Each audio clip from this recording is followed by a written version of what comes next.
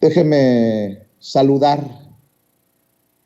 a otro maestro que también es centro y blanco de críticas. Saludo a Ricardo Sevilla, columnista del diario Basta, periodista independiente. ¿Cómo estás, Ricardo? Te saludo con mucho gusto.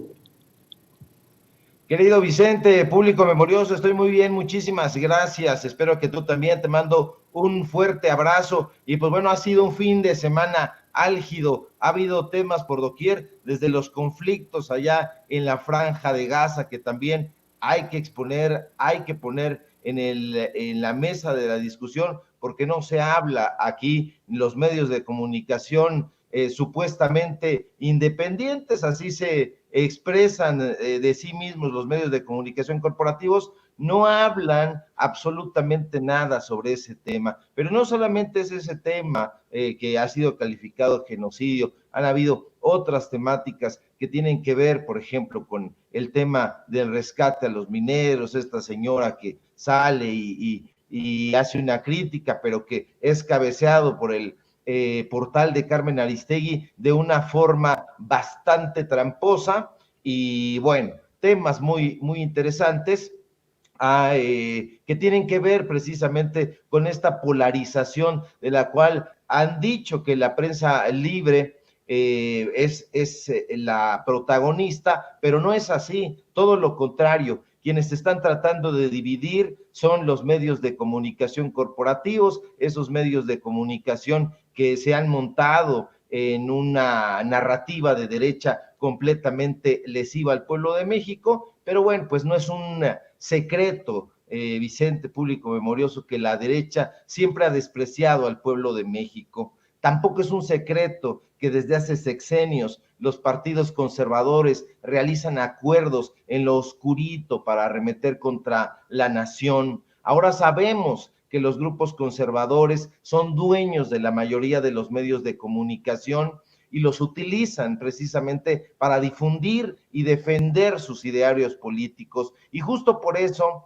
desde hace tiempo, en los medios de comunicación independientes, como aquí, como Sin Censura, como Los Datos Duros y otros lugares, nos hemos encargado de documentar que existen grupos empresariales que han formado cuadros políticos e intelectuales afines a su causa. Pero antes de respondernos cuál es la causa, esa famosa causa que defienden los empresarios, debemos plantearnos un par de preguntas iniciales. De entrada, ¿por qué México, a pesar de ser uno de los países más ricos del mundo, padece una inmensa desigualdad y una enorme pobreza?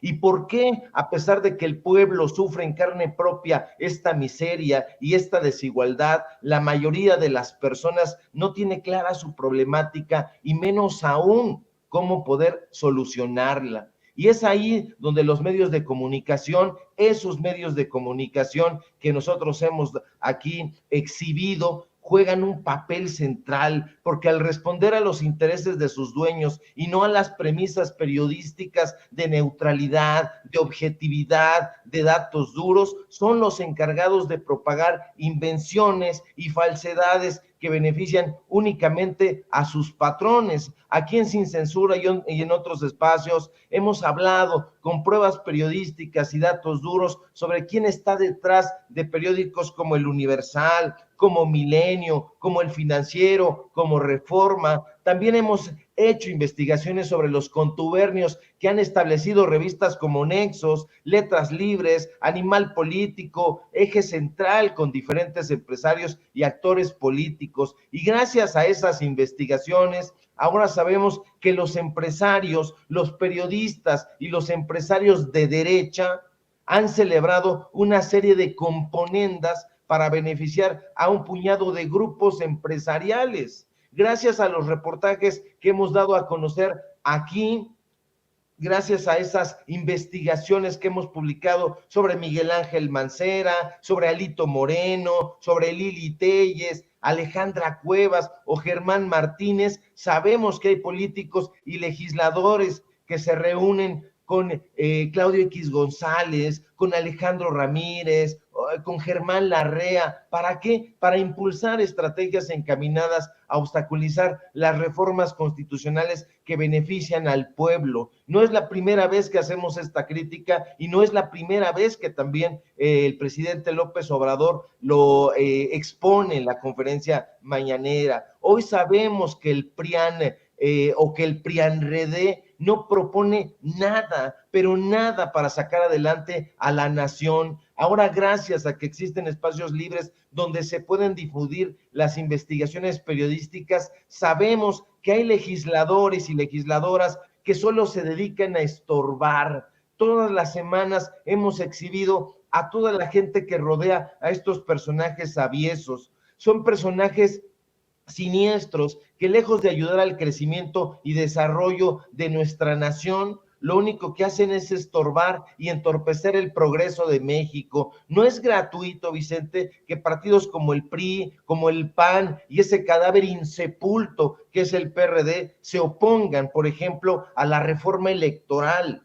¿Por qué carajo se opondría un legislador o una legisladora sensata a que haya elecciones auténticamente democráticas en nuestro país? Eso es un despropósito, pero la respuesta es sencilla y escalofriante. Para tener la posibilidad de seguir haciendo fraudes, para seguir enquistados en el poder y así robarle a la nación. Hace unos días hacíamos aquí en Sin Censura un recuento de las reformas constitucionales que ciertos legisladores panistas, priistas y perredistas han impulsado para beneficiar a una minoría dentro de la cual estaban ellos, desde luego, periodistas, intelectuales, hablamos hasta el cansancio de Loret, de Raimundo Rivapalacio, de Aguilar Camín, de Enrique Krause y de las huestes que ellos comandan.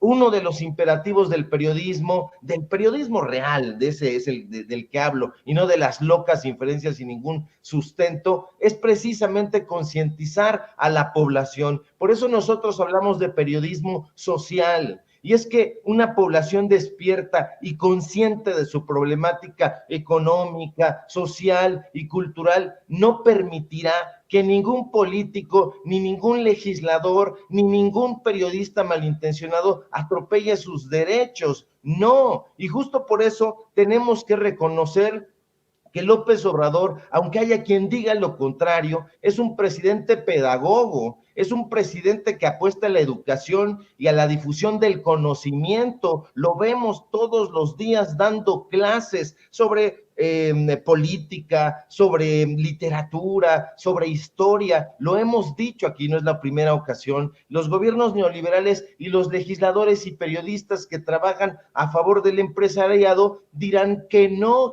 es de esa manera, pero lo dicen solamente de dientes para afuera o simple y sencillamente al calor de la víscera. ¿Por qué? Porque saben muy bien que es muy peligroso educar al pueblo, y es muy peligroso educarlo e informarlo, Vicente, porque el pueblo, una vez informado y educado, se puede rebelar. Hace muchos años el escritor cubano José Martí decía que un pueblo culto es un pueblo libre. Yo añadiría que un pueblo informado ya no es fácil de engañar. Un pueblo informado aprende a pensar y a cuestionar todos los acontecimientos de su entorno. Un pueblo que desarrolla su capacidad de disentir y cuestionar no se conforma tan fácilmente con cualquier explicación y es capaz de ver más allá de sus necesidades. Si el pueblo mexicano fuera culto, leyera, escuchara las noticias del mundo y del país, sabría que hay muchos periodistas que reciben línea editorial de empresarios y legisladores que solo velan por sus propios intereses. Si el pueblo mexicano se diera la oportunidad de conocer lo que pasa, lo que ocurre en otras partes del mundo, no solamente quitaría su vista del ombligo, sino que se interesaría por la historia, por la geopolítica, y de ninguna manera creería que el origen de todos nuestros males es este gobierno que ha sido acusado de tener a ciertos personajes siniestros tratando de obstaculizar a la Cuarta Transformación. Es completamente diferente a los gobiernos de Salinas, de Gortari, de Vicente Fox, de Peña Nieto o de Felipe Calderón.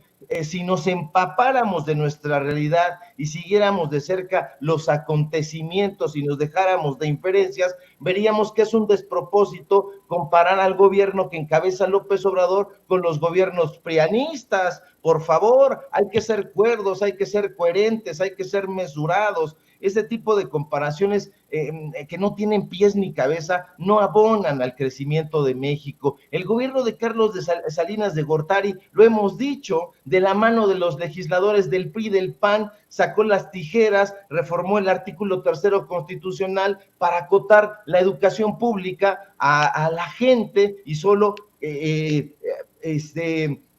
acotarla a primaria y secundaria, carajo. El gobierno de Ernesto Zedillo, de la manita sudada con el PRI y el PAN, esos siameses del conservadurismo, aprobaron la nefasta privatización de Ferrocarriles Nacionales de México, de la cual tanto hemos hablado y documentado.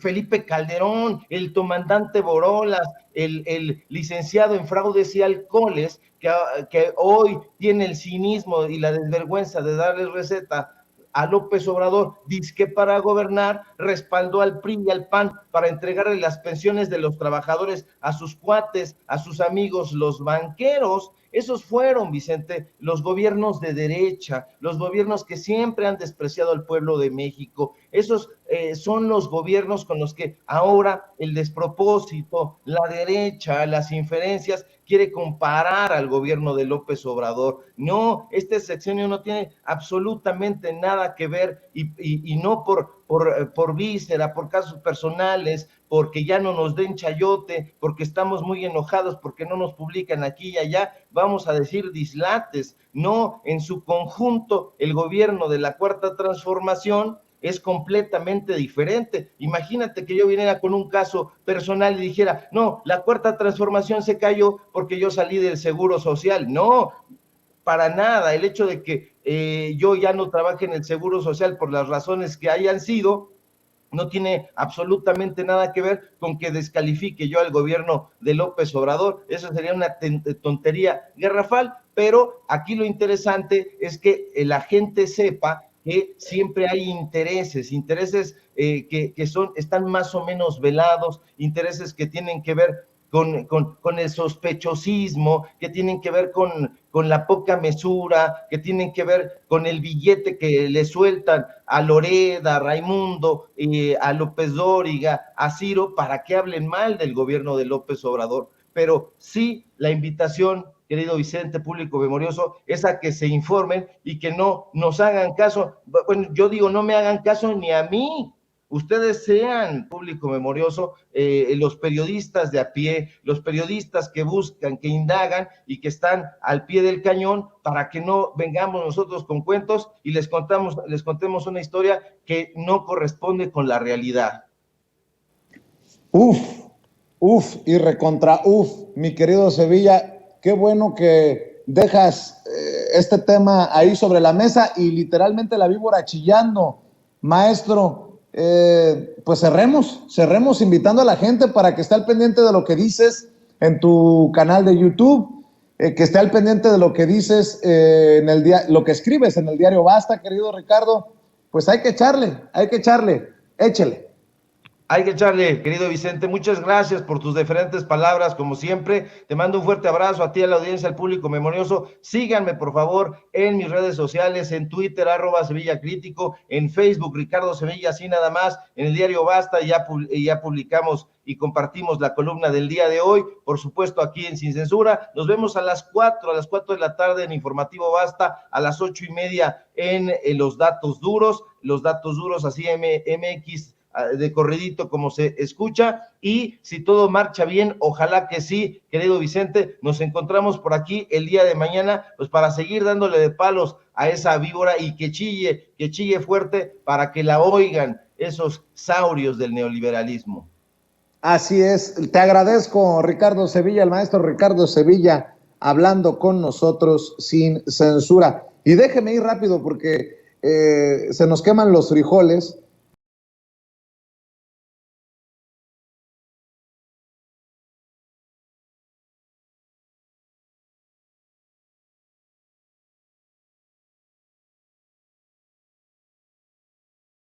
hombre libre como el viento, con el que podemos tener diferencias de opinión, pero siempre, siempre con mucho respeto. Y aquí nos expresamos todos sin censura, aunque nos agarren a veces como la pera loca de costal, mi querido Julián, a aguantar que esta independencia no es fácil de mantener. Anda la perra brava en redes y en todos lados, pero bueno, con estas noticias, hasta el uy, qué miedo, le genera agruras a la oposición. Te mando un abrazo, Julián, ¿cómo estás?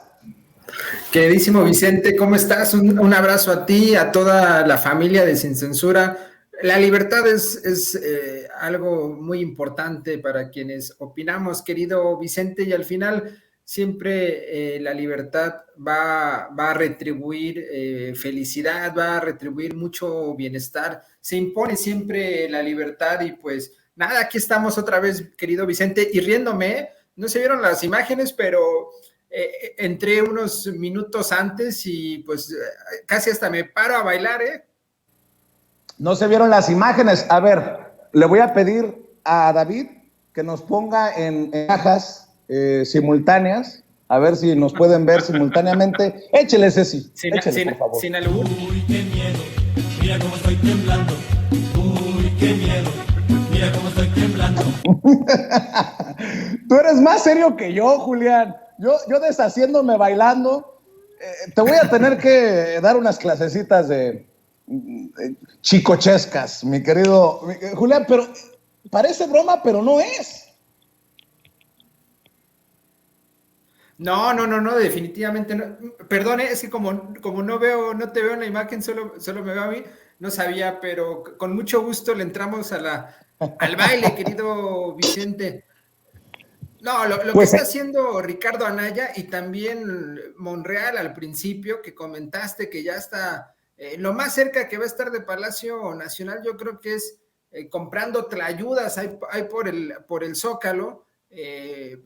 Pasa lo mismo que con Ricardo Anaya, Vicente, y con otros tantos personajes que pues no han sido cercanos al pueblo, incluso aunque digan que vienen del pueblo, particularmente Monreal, pues no es lo mismo nacer en cuna pobre que ir creciendo y después olvidarte pues del pueblo, de los pobres. Yo creo que es algo que ha pasado con él y entonces de poco sirve estar ahí presumiendo que pues vienes desde la pobreza cuando pues no se ve que hay mucho interés, cuando se ve falso tu discurso. Igual con Anaya, ¿te acuerdas que hace unos meses intentó ir a las casas de ciertas familias donde todo estaba arreglado, donde había mucha producción? Y pues realmente no le funcionó porque la gente sabe perfectamente cuando un discurso, cuando un personaje es honesto, Vicente. Claro, y bueno, pues en realidad la mala noticia no es de que nos burlemos de la oposición para ellos. La mala noticia es que las encuestas nos siguen dando la razón.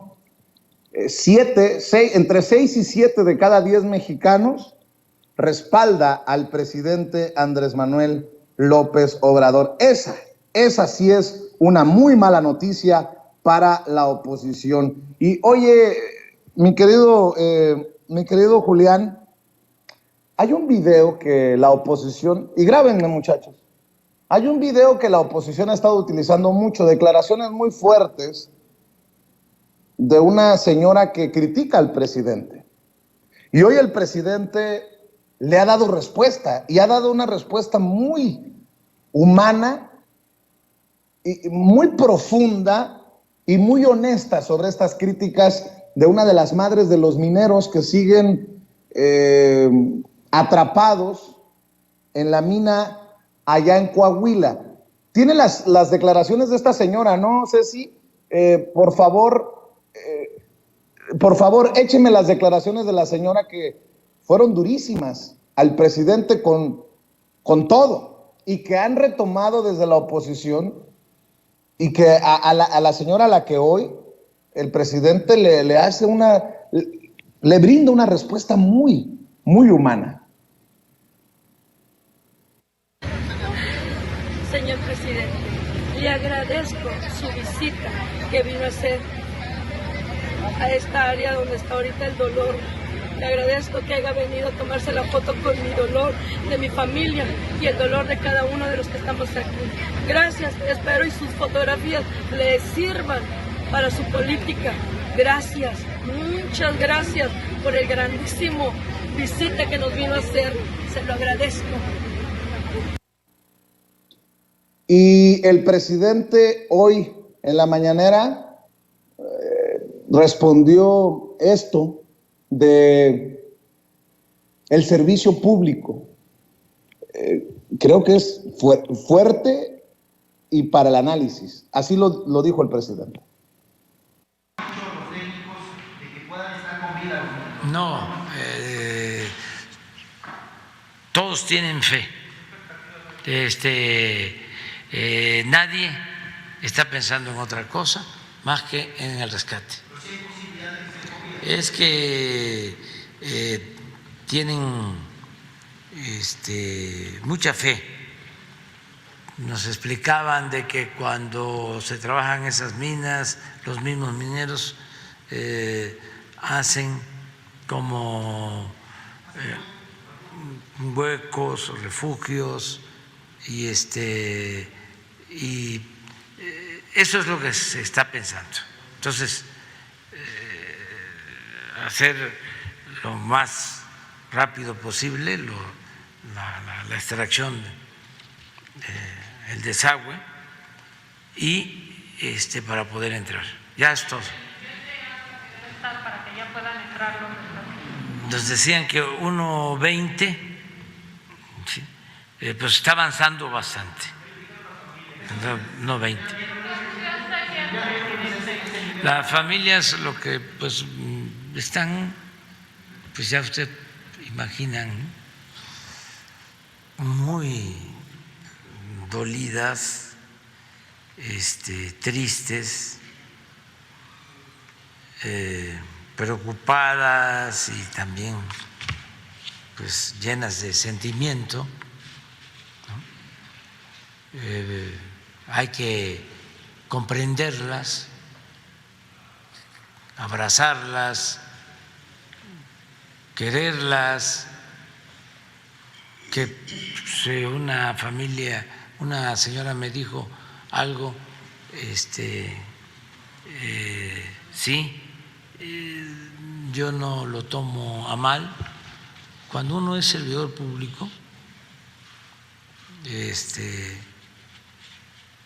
y hace las cosas pensando en los demás, cuando no se tiene problema de conciencia, se puede y además se debe pensar siempre en pagar una cuota de humillación. Qué fuerte declaración del presidente Andrés Manuel López Obrador, y creo que nos puede dar una idea de muchos de sus dichos y de sus hechos. Mi querido Julián Atilano, ¿tú qué piensas? Sí, mira, hay varios puntos sobre este tema, querido Vicente. El primero es que definitivamente, pues cualquier familiar, como bien dice el presidente, incluso pues uno se pone en los zapatos de las personas, los familiares de estos pues 10 mineros que están ahí, sería tremendamente triste, no hay ni siquiera una descripción para describir las emociones que están sintiendo. Que se haya enojado esta señora es legítimo, que la oposición use ese enojo es mezquino. Sin embargo, el presidente fue y se está tratando de resolver el problema de forma inmediata, sacar toda el agua de manera inmediata. Hay un despliegue de protección civil de los militares, más de 500 personas, varias decenas de medios de transporte ahí sacando el agua. Hay mucho trabajo el que se está haciendo. Y por otro lado también, y esto sobre todo es algo que quisiera poner sobre la mesa, Vicente, es que más allá de la indignación o más allá de la empatía que tengamos con estas familias y del trabajo que está haciendo el gobierno federal, la fiscalía también ya está entrando. Ojalá que en este caso la fiscalía actúe de forma rápida, porque nuevamente no es la primera vez que sucede algo así en México. No, la responsabilidad no es de los mineros. Por ahí se ha querido mencionar que los mineros abrieron un espacio donde estaba el agua y por eso entró, y entonces la responsabilidad es de los mineros. No, la responsabilidad totalmente es de los concesionarios, es de las mineras. Una minera que abrió en 2003 con Vicente Fox, y que por ahí he leído que hay un problema con el registro. La concesión primero la tenía una minera, después pasó a otro nombre. Hay que analizar qué exactamente sucedió. Hay que ver también cómo está el seguro, cómo está la seguridad social de estos mineros, si se les ha estado pagando, si se les pagó. Es decir, analizar todo, absolutamente todo, desde los contratos hasta las condiciones de salud y laborales de estos mineros, a la par que el gobierno federal está tratando de resolver de forma inmediata este problema. Me hubiera gustado, Vicente, que cuando fue lo de pasta de conchos, estos panistas hubieran ido a resolver, hubieran hecho hasta lo imposible por sacar a los mineros. Ahora se está haciendo, y tal vez se va a escuchar un poco crudo lo que voy a decir. Yo espero con todo mi corazón que salgan vivos, pero si por algún motivo no es así, al menos que las familias vean a sus familiares. Yo creo que van a salir vivos, pero repito, si no es así, que las familias tengan a sus familiares, cosa que no ha ocurrido en otros momentos, y es algo que se está haciendo. Y nuevamente el presidente el fin de semana fue, y pues se respetan los comentarios de los familiares, es entendible, pues, ¿no? Pero es absolutamente mezquina y la actitud de la oposición de tratar de nuevamente embarrar y golpear con algo tan delicado como es la vida humana, de un problema que generaron ellos. Y recordemos, Vicente, en este sexenio no se ha dado ninguna concesión a estas mineras. Sí es, y dos declaraciones para cerrar, mi querido Julián. Francia Márquez, qué emocionante ver a Francia Márquez, mujer de color de piel negra, y mando un saludo a la comunidad afromexicana, que seguramente sigue de cerca el proceso también por allá en Colombia. La juramentación como vicepresidenta de Colombia, a mí en lo particular me conmovió. Esto fue lo que ocurrió, esto fue lo que dijo Francia Márquez al juramentar como vicepresidenta. Cumplir fiel y lealmente con los deberes que el cargo de vicepresidente de la República os impone de acuerdo con la Constitución y las leyes. Juro a Dios y al pueblo cumplir fielmente la Constitución y las leyes de Colombia. También juro ante mis ancestros y ancestras, hasta que la dignidad se haga costumbre. Hasta que la dignidad se haga costumbre en su juramentación. Y esto fue lo que dijo el presidente Andrés Manuel López Obrador, precisamente sobre el proceso histórico que está viviendo Colombia, y que ayer vivió un momento climático con oficialmente asumir los cargos por parte de Gustavo Petro y de Francia Márquez.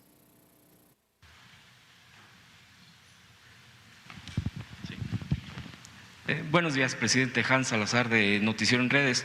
El día de ayer tomó ya posesión el nuevo presidente de Colombia, Gustavo Petro, y la vicepresidenta Francia Márquez. Preguntarle si ya hubo una representación por parte del gobierno de nuestro país, pero preguntarle si hay alguna intención de un encuentro con el nuevo presidente de Colombia. Es mi primera pregunta. No, pues ahora no, pero desde luego estamos muy contentos porque es un cambio histórico en Colombia. Ya he hablado en otras ocasiones de lo que ha significado el conservadurismo en Colombia, muy fuertes, muy duros, y históricamente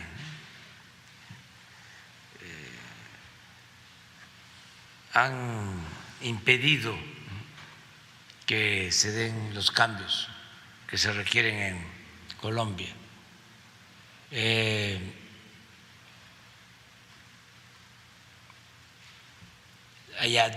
Hay abiertamente dos partidos, conservadores y liberales, y el conservadurismo ha tenido mucha fuerza. Vargas Vila decía de que habían dictadores tiranos en Colombia que mojaban el puñal en agua bendita antes de clavarlo por la espalda. Pues así también hay que decirlo con todas sus letras, los conservadores en México también están listos para clavar la daga por la espalda, bañada en agua bendita. Mi querido Julián, proceso histórico en Colombia y el presidente cada vez más definido, creo yo, es mi opinión, un líder regional. Me encanta la posición que toma nuestro presidente López Obrador, Vicente, porque al principio, incluso las críticas eran sobre la política internacional del presidente, dirigidas a no sabe inglés, no conoce el mundo, es alguien parroquial, y ahora, como bien dices, lo vemos como líder de Latinoamérica, líder de la región, y no es que de un día a otro se levante y diga, soy líder de la región, al contrario, son los pueblos, son los gobiernos de la región quienes le están dando esa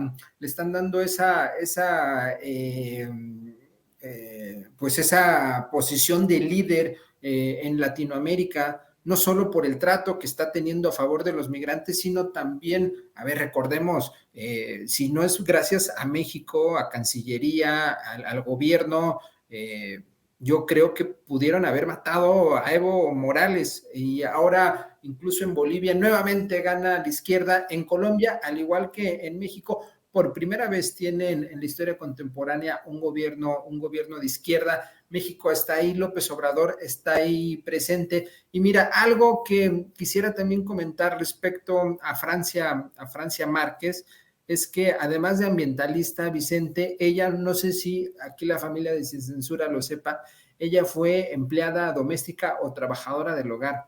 ¿En qué gobierno, en qué país alguien que fue empleada doméstica tiene la posibilidad de llegar a ser vicepresidenta? En pocos, diría yo, y esto se debe a los movimientos revolucionarios, populares, pacíficos, como el que ha vivido México a partir del 2018 o como vive Colombia, y eso dignifica también al ser humano, porque entonces se ve la política como un espacio abierto, plural, para muchas personas y no solo un espacio para las élites, como se ha vivido en gran parte del mundo. A mí eso me da mucha alegría, y además, pues todo el ideario de Petro, de izquierda que tiene, está en contra del extractivismo, está a favor de los impuestos a los más ricos y una serie de propuestas que está implementando. Me encantaría ver pronto una reunión entre López Obrador y Gustavo Petro, porque hay gente aquí en México de izquierda, pero que en realidad son de derecha, esta progresiva buena ondita, que todo lo que no sea México y se llame de izquierda, si funciona, si es real, pues habían dicho que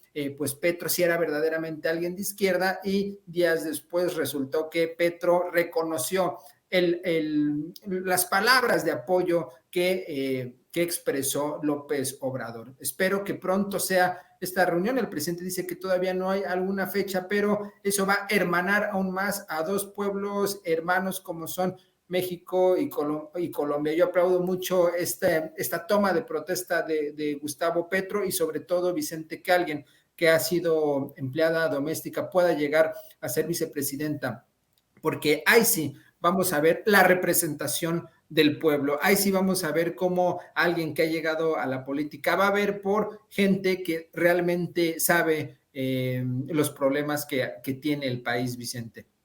Así es, querido Julián, siempre es un placer saludarte, siempre es un placer escucharte aquí en Sin Censura. ¿Por qué no cerramos invitando a la gente para que te lea, te vea, te escuche? Pues muchas gracias, Vicente, y también invito a que vean estas grandes entrevistas que has hecho recientemente a las corcholatas, no les gusta que se les llame así, a Noroña, a la jefa de gobierno Claudia Sheinbaum, incluso a Monreal. Me parece que hay cosas ahí interesantes que podemos escuchar. A mí ya nada más me falta ver la de la jefa, las otras dos ya me las eché este fin de semana. Y pues nada, Vicente, me pueden seguir en @JulianAtilano en Twitter y los jueves en Señal Tlatelolco a las 9 de la noche en YouTube. Y como siempre, un gusto estar participando aquí en Sin Censura.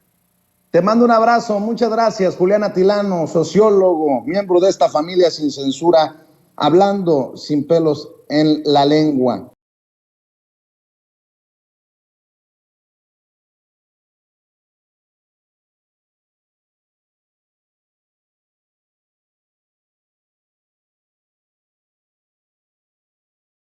Déjeme saludar a nuestras dos amigas, a nuestras dos compañeras, la licenciada Laura Ceballos Alcázar, abogada por la UNAM, con especialidad en Derecho Electoral y colaboradora de Sin Línea MX. Licenciada, ¿cómo estás? Te saludo con mucho gusto. Vicente, muy buenos días, feliz lunes, feliz inicio de semana y saludos a todos los compañeros aquí en el chat, a mi comadrita Lina, a Ceci, a don David y a todos por ahí. Muchas gracias. Te saludo con mucho gusto y también saludo precisamente a nuestra reina de Xochimilco, nuestra querida Alina Duarte. ¿Cómo estás, Alina? Hola, ¿qué tal, Vicente? Saludos a ti, a Laura, a Ceci, a todo el equipo y al auditorio de Sin Censura. A ver, Alina, déjame iniciar contigo precisamente. ¿Cómo ves el proceso histórico colombiano? A mí me erizó la piel escuchar la juramentación de Francia Márquez y de ver cómo el pueblo colombiano sale a abrazar este proceso de transformación, así como en nuestro país, Alina.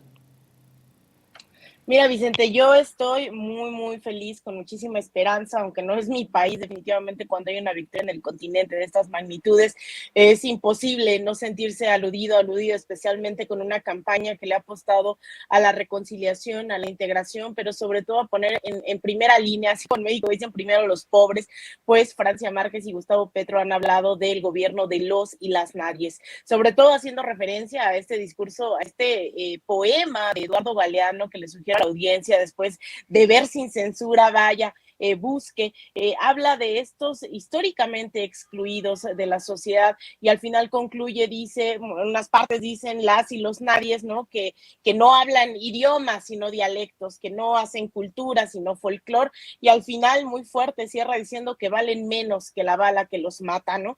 Es muy fuerte saber que ese ha sido el discurso con el cual ha ganado el pacto histórico, y yo he sido muy insistente en que no se trata solo de la victoria de Gustavo Petro ni solo la victoria de Francia Márquez, sino ha sido una confluencia, a diferencia de muchos gobiernos, incluso aquí en México, gobiernos progresistas que han llegado con alianzas de carácter electoral.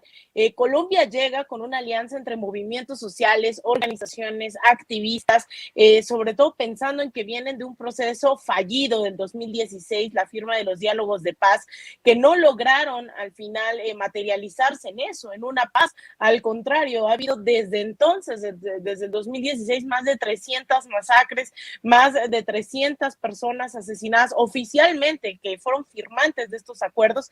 Sin embargo, hablan los miembros que firmaron estos acuerdos, que son más de 600 personas, más de 1,300 personas asesinadas, defensores de derechos humanos, del territorio, activistas. Es un país marcado, México lo sabe bien, marcado por la violencia, y de hecho, así como en 1999 se firmó este Plan Colombia, pues aquí en México firmamos la iniciativa a Mérida, que es copia y calca. Sin embargo, allá ya llevaban 2 siglos desde el proceso de independencia, Vicente, que no habían visto un gobierno de izquierda, y aquellos que intentaban llegar a la presidencia en Colombia eran asesinados como candidatos o ya una vez que habían tomado posesión. Y es muy simbólico ayer ver que, por ejemplo, una persona como José María Pizarro, hija de uno de estos presidentes que habían llegado a la izquierda, que fue asesinado, es quien toma la banda presidencial y la coloca en Gustavo Petro. Una Francia Márquez que fue trabajadora del hogar, ¿no?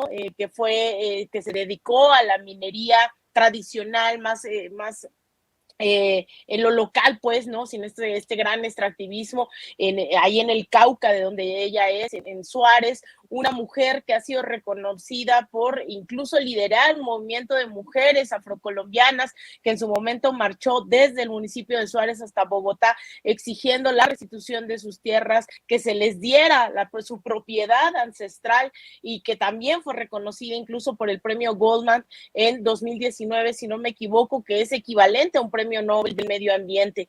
Francia Márquez es una mujer admirable, de una humildad tremenda. Cuando fuimos a la primera vuelta tuvimos la oportunidad de entrevistarla, de una sencillez, la verdad, bárbara, ¿no? Que te la transmite inmediatamente.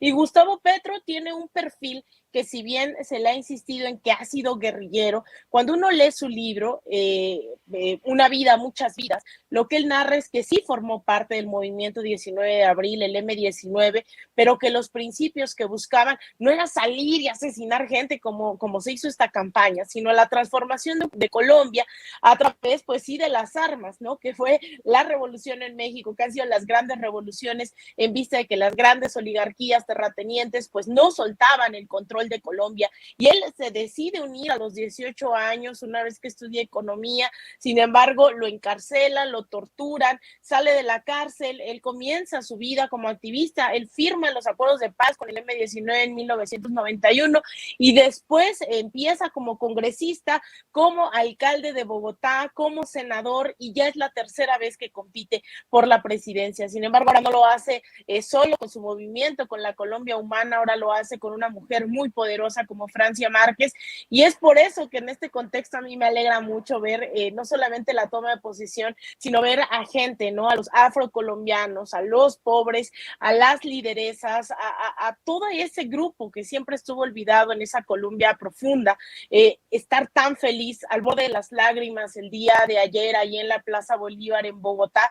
Así que yo auguro que también, pues, al menos va a ser difícil, evidentemente, ya muchos hablan de que no es un proceso de ruptura, de revolucionario, ¿no? No es un proceso socialista ni comunista, ni mucho menos, es un proceso de transición, un proceso que incluso se ha tenido que sentar con la ultraderecha, que por la vía de los hechos sí tiene el poder en Colombia, pero no tiene de su lado a la población. Entonces, la verdad es que bastante emocionante. Yo estuve muy al pendiente de estas declaraciones, y más emocionante aún viendo que pues habla de esta unión en América Latina, que invita a los gobiernos progresistas, y que días antes, hay que recordar, lo reportamos aquí, una Francia Márquez que estuvo pues un poco cerrando esas alianzas a través de una mini gira antes de esta toma de posesión. Se reunió con Lula, con Cristina Fernández de Kirchner, con Alberto Fernández, Lucho Arce, con Evo Morales. Incluso también tuvo una reunión de Zoom con Claudia Sheinbaum, también hay que ponerlo ahí en la lista, ¿no? Fueron varios encuentros con quien ella consideraba también estos referentes de izquierda en América Latina, y pues ya lo escuchamos hoy al presidente López Obrador decir nuevamente que está muy alegre, ¿no? Con esta victoria, que está invitado cuando pueda Petro venir, pues tendrá las puertas abiertas en este país. Así que no solo habla de una nueva etapa para América Latina, para Colombia, sino también para América Latina, una vez que el país que había sido clave para Estados Unidos, incluso, ¿no?, tratado como una colonia con 7 bases militares, pues ahora vira a la izquierda. Así que ya nada más falta Brasil para decir que ya hay un continente casi en su totalidad vestido de rojo. Mi querida Laura, en este sentido, pues Colombia, con su proceso de transformación, una transformación casi generalizada en América Latina, y ahí en el centro Andrés Manuel López Obrador, quien no va a la toma de posesión de Gustavo Petro, que está en el tema de la mina en Coahuila, va la esposa del presidente, Beatriz Gutiérrez Müller, obviamente allí estuvo también el canciller Marcelo Ebrard. La verdad es que sí. Bueno, quiero decirle a Lina que su artículo está sensacional, que lo tuve que promover ahorita yo en mi programa, porque de verdad que sí es una crónica muy rica de las dos vueltas, pero sobre todo de una construcción de una nueva Colombia. A mí también me emociona muchísimo porque vemos a un hombre del pueblo y a una mujer del pueblo que pues justamente en rechazo de todos estos establishments y a todos estos cánones en donde la gente que gobierna tiene que provenir con el visto bueno de un país de cuyo nombre no queremos hablar ahorita, pero que empieza con Estados y termina con Unidos. La gente hoy se siente, pues se ve a sí misma en esta cambio de hacer en Colombia. Hoy los y las nadie son Francia Márquez y Gustavo Petro, y de ahí no creo que haya algo que objetar. A mí me da mucha alegría, me brinco de alegría de saber que sí, cada vez son más los países, o más bien, cada vez son menos los países que no pertenecen a esta ola de progreso, de defensa de su soberanía, de defensa de su población. Entonces es muy emocionante lo que estamos viviendo, y bueno, el presidente en perfecta congruencia, como siempre es, de su política exterior, es hacer lo que debe hacer al interior, y no iba a ir a quedar bien a Colombia dejando, pues, no al garete, porque el presidente desde el minuto 1 en que se enteró de esta desgracia de la mina, pues tomó las acciones necesarias y envió personal y envió a Laura, la directora aquí de Protección Civil, y a la Guardia Nacional, y el general Sandoval, aunque estaba con COVID, pues envió a la gente que tenía que hacer los trabajos, y él termina justamente su gira de trabajo del fin de semana en la mina con las personas que de repente nunca falta el negrito en el arroz, que se quejan de lo que hace el presidente y no recuerdan lo que hizo el Saco de Pus en una situación similar, en donde pues ni al presidente, ni a los empresarios, ni a nadie les importó los mineros que quedaron sepultados en pasta de conchos. Entonces el presidente, pues en un actuar congruente, envía como emisaria a la doctora Beatriz Gutiérrez, que además, bueno, mujer de lujo, la dama de lujo que fue a representarlo en lo personal, y en lo diplomático, pues a un Marcelo Ebrard que hace un trabajo extraordinario como representante de nuestra nación con los diferentes pueblos del mundo. Así que yo también estoy contenta de una toma de protesta que pone a los y a las nadie en el lugar que siempre ha tenido cada pueblo soberano, y que le han arrebatado sistemáticamente quienes dirigían antes al mundo. Y hoy es la gente, hoy son las mujeres, son los indígenas, son los afromexicanos, afrocolombianos, la gente afro que de repente hasta no tenía identidad. Y hoy nos da mucho gusto ver un cambio de pensamiento en el mundo, en la patria grande. Así que felicidades, Colombia, qué bien lo han estado haciendo. Así es. Oye, Alina, sé que tienes compromiso también, tienes que salir corriendo, pero antes de que te vayas, pues la corresponsal de Proceso, Dalila Escobar, le recrimina, por decirlo de alguna manera, al presidente Andrés Manuel López Obrador el tema de los decretos. El presidente dice que hay que cumplirle, hay que entregarle cuentas al pueblo, luego de que el presidente asumiera responsabilidades y hablara de decretos para que la Guardia Nacional ya forme parte de la Secretaría de la Defensa Nacional, entre otros temas, Alina. Pues mira, Vicente, yo creo que va a ser el tema más controversial todavía de la administración, entre otros, ¿no? Hemos visto el actuar distinto, creo que ese es uno de los tantos puntos que hay que poner sobre la mesa, mientras en pasta de concho se olvidaba a la gente, ¿no? Y se dejaba ahí porque ni siquiera les interesaba al gobierno. Pues ahora hay un gobierno que pone a disposición a cientos de elementos para el rescate de los mineros, y que espero también eso genere, ¿no?, una oleada de exigencias para el trato digno de las y los trabajadores en estas condiciones. Hemos visto un gobierno que ha redistribuido las riquezas del gobierno gobierno a través de programas sociales que no existían y que ahora incluso están elevados a rango constitucional. Y hemos visto también a un gobierno que ha estado pues metido en la misma, en las mismas estructuras, pues, que así decirlo, que han tenido que enfrentarse otros gobiernos de la región, toda vez que llevamos 500 años siendo tratados como colonias, ¿no? Que hemos sido víctimas del saqueo y cuando nuestras naciones se quieren desarrollar, cuando quieren no depender de potencias extranjeras, ¿no? Vienen los golpes de Estado, las desestabilizaciones y vienen gobiernos impuestos. Y ese es el caso con el tema del desarrollo y la infraestructura dentro de la península y los grandes megaproyectos que al final creen que México puede transitar hacia una economía independiente de la noche a la mañana y olvidarnos de esta dependencia estructural con otros países. Y eso es el Tren Maya, y ahí hay que situarlo con el hecho de tener en el olvido a las comunidades por ser indígenas, por ser rurales, por ser lo que sea, simplemente robarles su territorio, extraer de ellos lo que se requiera y dejarles sumidos en la pobreza. Entonces, yo creo que cuando se pregunta esto, se olvida mucho a las comunidades que dijeron sí al Tren Maya, a las que sí se les consultó. Hubo otras tantas que dijeron que no, se hicieron las consultas, todavía había ahí duda de la legitimidad o no de las mismas. Sin embargo, creo que hay mucho egoísmo y a veces se olvida, ¿no? Esta argumentación totalmente colonial para decir quién sí y quién no merece ese acceso al desarrollo.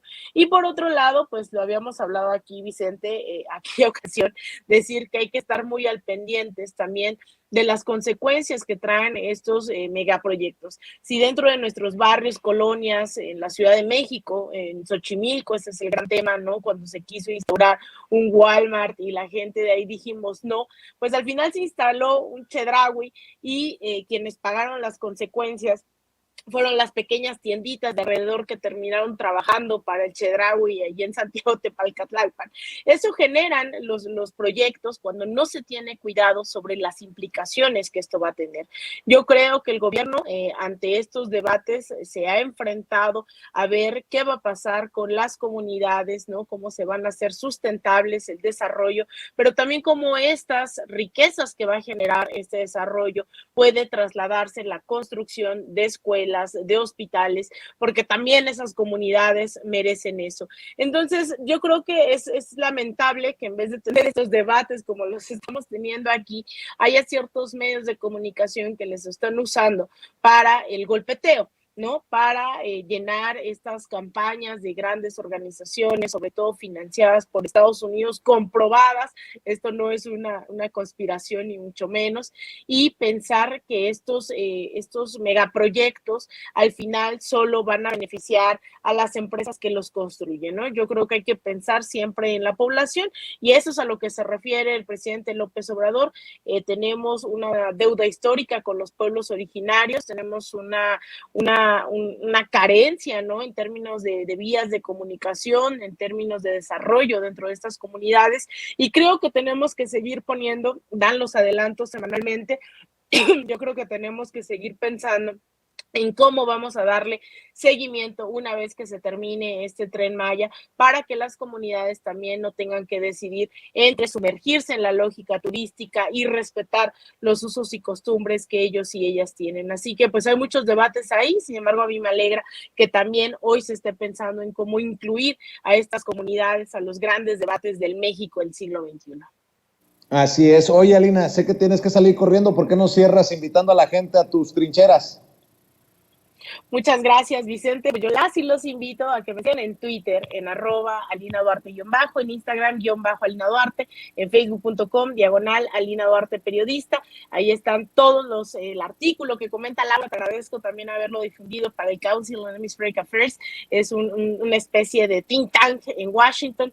Publiqué un largo artículo sobre Colombia, las y los nadie, que les invitaría que puedan revisar. También un reportaje en Canal 14 en los medios públicos sobre lo mismo. Y pues, Vicente, agradecerte siempre el espacio y estar listo para el debate, y nos debemos mesas y mesas y mesas sobre Colombia, sobre América Latina. Te mando un abrazo a ti, a Laura, a Ceci, a toda la audiencia y al equipo de Sin Censura. Gracias, querida Lina. Y licenciada Laura Ceballos, dame tu opinión. Le pregunta Dalila Escobar si es la ruta democrática la de los decretos. Se ve que no les queda claro a muchos de qué se trata y qué es lo que se hace sin violar la Constitución, Laura. A ver, a doña Dalila le hacen falta unas clases de poquito derecho. La democracia, que es justamente la que llevó al presidente a ser presidente, lo coloca en la silla presidencial con una abrumadora mayoría de los ciudadanos que fuimos a votar. Pero además, digamos que el presidente tiene una serie de facultades consagradas por la propia Constitución y entre ellas está, pues precisamente, mandar a que se hagan estas cosas por la vía, digamos que sin preguntarle al Congreso, nada más pidiendo, bueno, paloméamelo y entonces ya lo apruebo. Hacer un decreto, esos famosos decretazos que estuvimos viendo cómo se enojaban los prianistas. ¡Ay, ¿por qué el presidente? Porque es su facultad. No está violando la ley en ningún modo. Ahora, el presidente ha querido ser muy constructor de puentes, ha querido invitar a la oposición a que se sumen, a que logren entender que la soberanía del país depende en gran medida de que deje de existir esta continuidad de entregar todo a gobiernos extranjeros o a grupos de poder económico dentro del país. Por ejemplo, cuando hablamos de la reforma eléctrica, dijimos que era importante que no tuviéramos este vicio de quererle entregar a una empresa particular de México o del mundo el derecho de producir, distribuir y cobrar la luz al precio que quisiera, porque para eso nosotros tenemos una empresa del Estado que hace esas funciones y las hace siempre con la idea de mejorar las condiciones de vida de las personas, siendo la luz un derecho que se puede considerar humano, porque hoy no podemos concebir ni las comunicaciones, ni la salud, ni las operaciones bancarias, ni la escuela, por ejemplo, si no hay luz. Entonces, si nosotros le damos la oportunidad a una empresa extranjera, pues puede venir a cobrarla a lo que se le hinchen las patas, lo que está sucediendo en España. Lo mismo con la situación de la Guardia Nacional, con la situación de la reforma electoral y cuántas otras más que podrían haber sido, digamos que dictadas por decreto, porque el presidente puede, porque es una de sus facultades. Sin embargo, regresando a la idea, el presidente ha querido darles la oportunidad de sumarse, decirles, a ver, abramos debate, entiendan cómo es que la gente quiere que se lleven a cabo estos foros, quiere escuchar, participen, pero como son tan cerrados, como son unos opositodos, así les dijeran, oigan, miren, esto va a servir para que ustedes respiren mejor y tengan buena vida. No, tampoco nos cancelamos, en el avión se caen estas manguelitas de oxígeno y con tal de llevarle la contraria al presidente que fuera el capitán y les dijeran, oigan, pónganselas, no. Con tal de llevarle la contraria, las arrancamos y nos morimos sin respirar, pero no te vamos a hacer el caldo gordo. No entienden que ser opositor no es decir que no a todo, sino llevar a la discusión políticas que eventualmente se puedan volver políticas públicas a favor de sus electores y no decirle que no a todo. Y tampoco implica seguir permitiendo que ellos hagan negocios, como hemos visto ahora estos panistas que ahora son ya perseguidos políticos. Todos los panistas ladrones son perseguidos políticos, pero que ya fueron descubiertos en sus negocios inmobiliarios de las alcaldías de la Ciudad de México, Benito Juárez y alguna otra que por ahí andan buscando cómo es que se hacían de negocios. Eso es a lo que ellos están acostumbrados, a que les den un departamentito, una lanita acá, un carrito allá, por aprobar reformas. Y entonces, pues sí, como dice Alina, requieren de voceros, digamos que acreditados como medios políticos,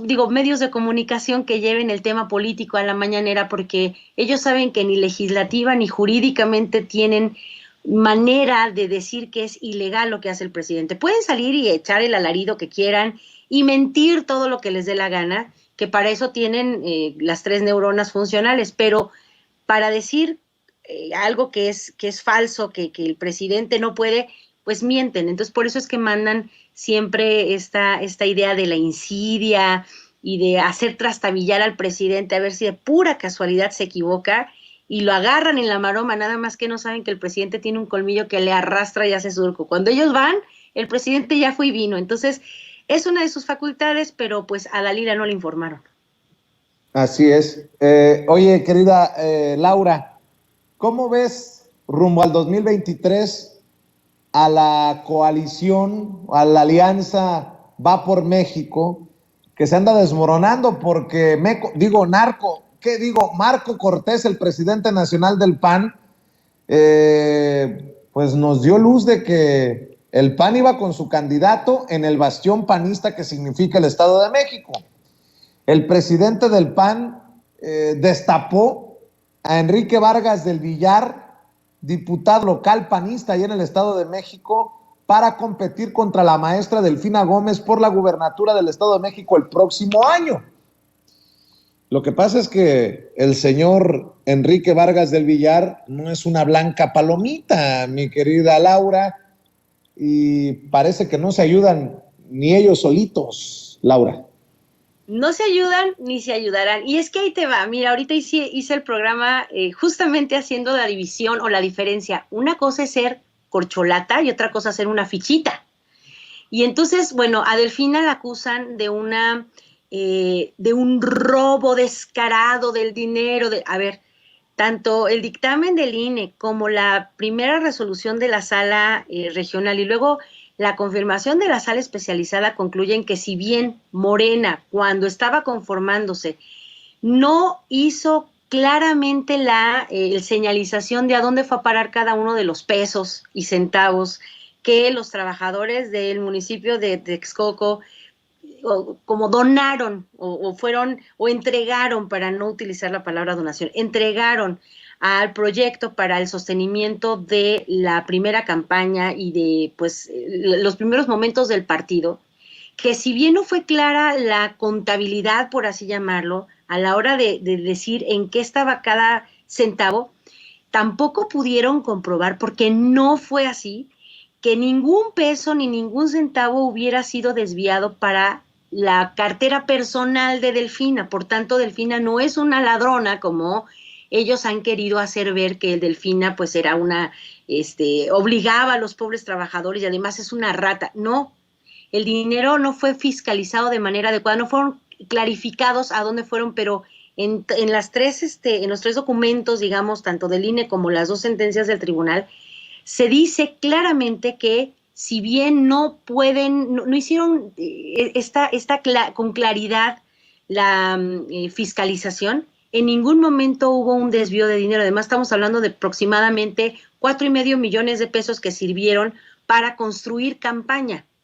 Entonces, una cosa es ser corcholata, que es Delfina, y estos 4.5 millones de pesos, y otra cosa es ser una fichita, como este hombre que tiene un prontuario criminal y pues una serie de propiedades, más que, bueno, yo creo que sí son como el nopal, tiene un montón de propiedades, pero además son propiedades y son bienes económicos que no se ajustan a lo que él reporta como ganancias anuales, tanto como político como en materia de bienes raíces, ni con una agencia de publicidad que dice que tiene.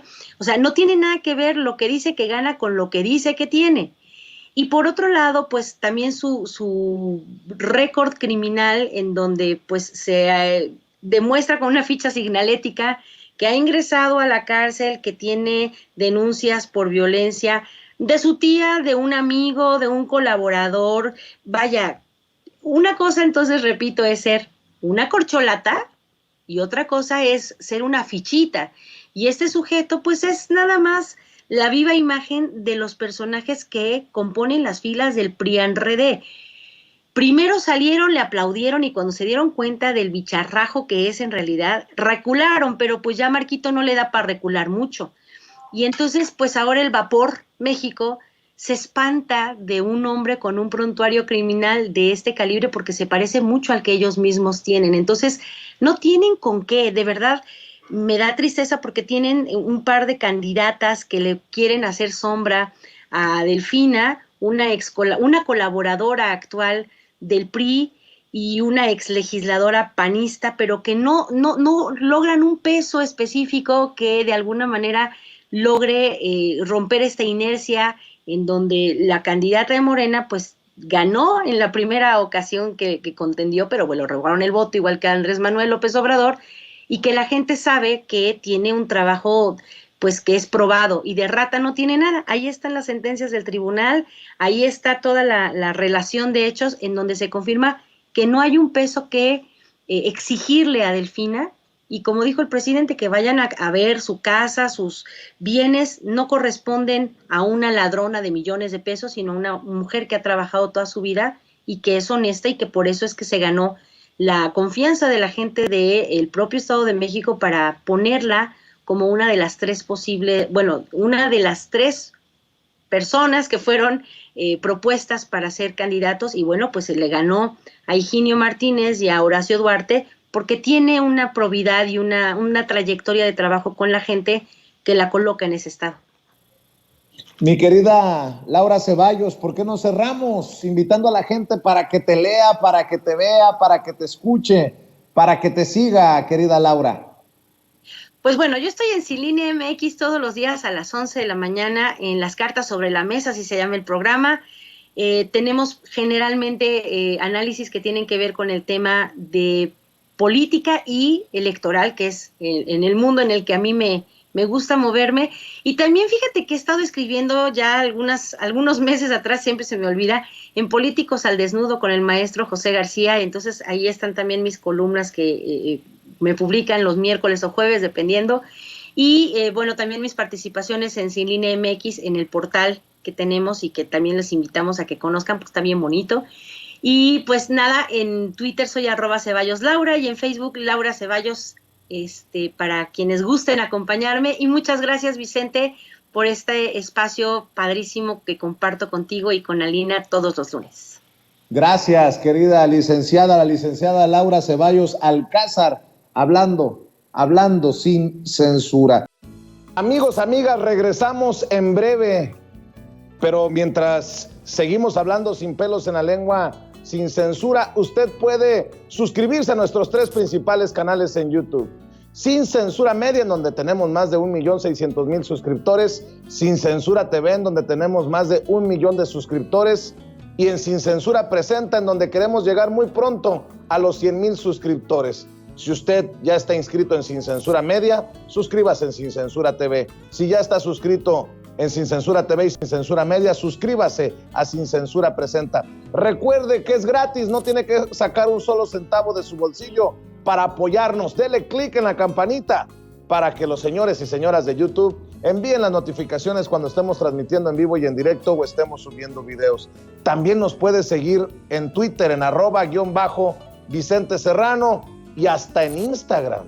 Ojo, también estamos en Instagram. Son nuestras redes sociales y con el apoyo de ustedes seguimos creciendo, porque con ustedes todo, sin ustedes nada.